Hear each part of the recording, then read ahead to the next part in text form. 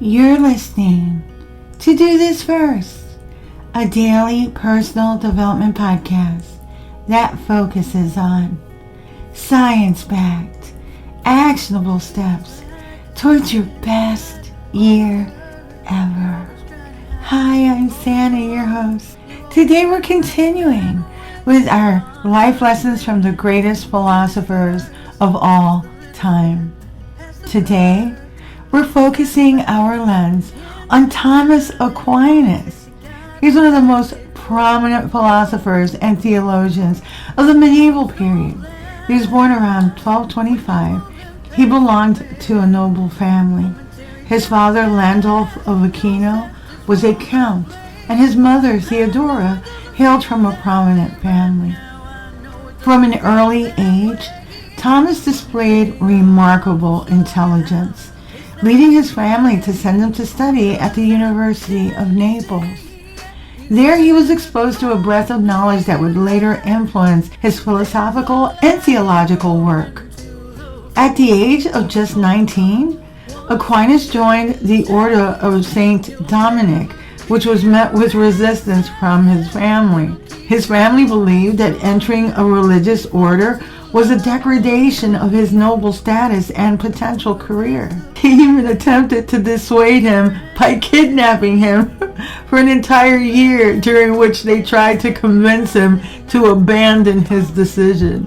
Nevertheless, his dedication to the Dominican way of life and his studies, particularly in theology and philosophy, remained unwavering. After regaining his freedom, Aquinas resumed his studies in Paris under the guidance of noted theologians such as Albert Magnus. His time in Paris was pivotal.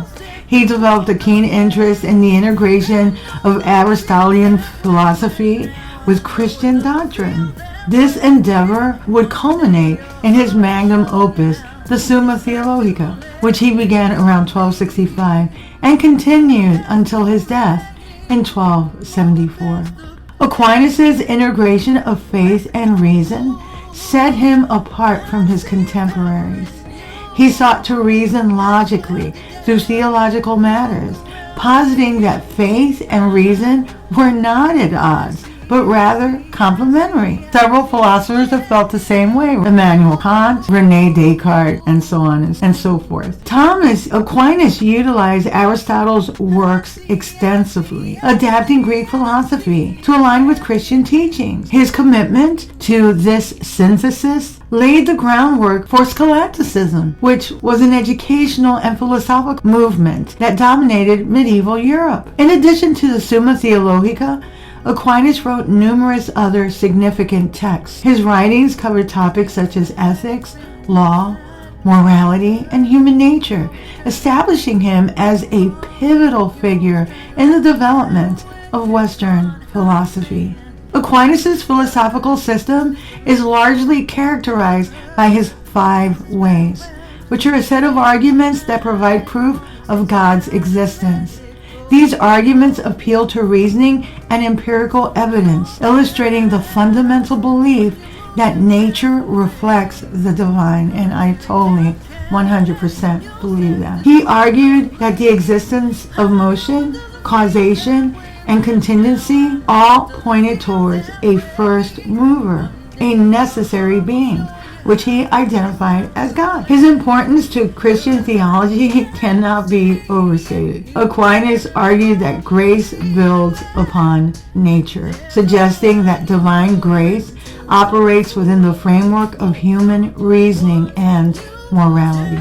This assertion placed Aquinas at the heart of debates about the relationship between faith and works, a topic that would later become central to the Protestant Reformation. In 1272, Aquinas returned to Paris to teach, where he gained recognition and respect from both students and colleagues alike. His popularity soared, and he began to attract a group of followers who wished to study under his guidance. However, the academic climate was not devoid of tension. Aquinas found himself at odds with various theological teachers, particularly the proponents of nominalism, a school of thought that prioritized individual instances over universal realities. Aquinas' life was marked by continual travel for teaching and lecturing, and he held various positions, including the role of Regent Master of the theological faculty at the University of Paris. That's a position that allowed him to really shape the education of a generation of theologians. Notably, Aquinas was also involved in the intricate politics of ecclesiastical life. In 1272, he received a letter from the Pope summoning him to assist in a court case that highlighted the tension between the Church and the emerging secular powers. Despite his immense contributions to philosophy and theology, Aquinas' life was tragically cut short. In late 1273, while celebrating Mass, he experienced a profound spiritual revelation that actually caused him to cease writing, reportedly stating, "All that I have written seems to me like straw." He passed away on March 7th, 1274, while en route to the Council of Lyon in Fossanova, Italy. Posthumously, Aquinas' influence continued to grow. In 1323, he was canonized, and in 1567, he was declared a Doctor of the Church by Pope Pius V. His teachings became central to Catholic education, influencing the curriculum of universities across Europe for centuries. The philosophical and theological explorations he undertook became standard in seminaries and schools, positioning him as a crucial figure in scholastic thought. Aquinas' legacy is far-reaching, impacting not only the realm of theology or the Catholic Church per se, but also the fields of ethics, political theory, and metaphysics. The revival of Thomistic thought in the 19th and 20th centuries, particularly during the Neo-Thomist movement, heralded a resurgence in the study of his works, and his ideas continue to be studied. Even now, they do formulate part of the contemporary discussion surrounding moral philosophy and theological discourse. From a personal development perspective, Aquinas' significant emphasis on the concept of virtue as a foundation for a good life. He categorized virtues into two groups: theological virtues, which is faith, hope, and charity, and cardinal virtues, which includes prudence, justice, fortitude, and temperance. Personal development mostly begins with self-assessment and activating these virtues in our lives through our actions. Striving is a good start, but it is not enough. Enhancing our character is a product of making better choices. Prudence is one of the traits that Aquinas emphasizes. Let's take a closer look. Prudence is commonly understood as the quality of being cautious and exercising good judgment. It involves the ability to consider the consequence of an action before taking it and making decisions based on reasoned thought rather than emotional impulsive reactions. Prudence can be seen as a character trait or even a virtue, reflecting a person's disposition towards careful and wise decision making. It also manifests in actions, as it involves the choices we make in daily life, opting for decisions that are considered and measured. Intellectually, prudence is a thoughtful process that engages critical thinking and foresight about future implications. Prudence is an important part of emotional intelligence. Emotional intelligence encompasses the ability to recognize, to understand, and to manage our own emotions as well as those of others. The last part is missed most of the time because you might have control over yourself, but you obviously can't control the human variable. So what happens? You control what you can, which is yourself. And you can control how you process information and how you will react or not. Because we found out through our Stoic series, not reacting is also an option. Podcast episodes 149 through 158 are the Stoic series. And if you go to dothisfirst.life, you'll find a link at the bottom of the page that will take you to all of those episodes. Regularly reflecting on past decisions, considering their outcomes, and identifying what led to both wise and not so great choices is a great way to develop prudence. Another way to be more prudent is to take the time to contemplate both immediate and long-term consequences.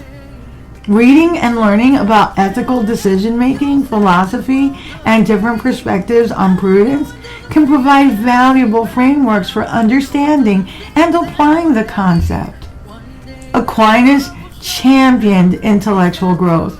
He felt that the pursuit of knowledge and reason, understanding the world, enhances our ability to act within it. Absolutely.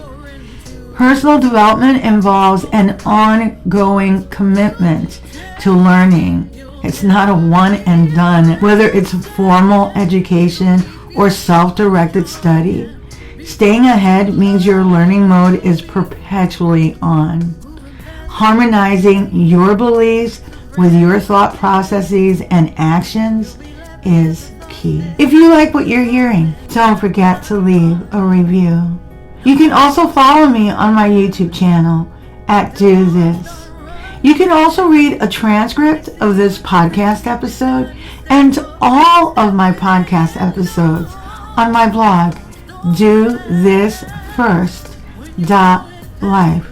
You can also listen to all of my podcast episodes there as well. Tomorrow, we'll continue with our life lessons from the greatest philosophers of all time. Until tomorrow. Moving past the rain, moving past the pain, past the color blue. I see power in you. Has willed you down. Look around, it can't be found. I see a champion in you.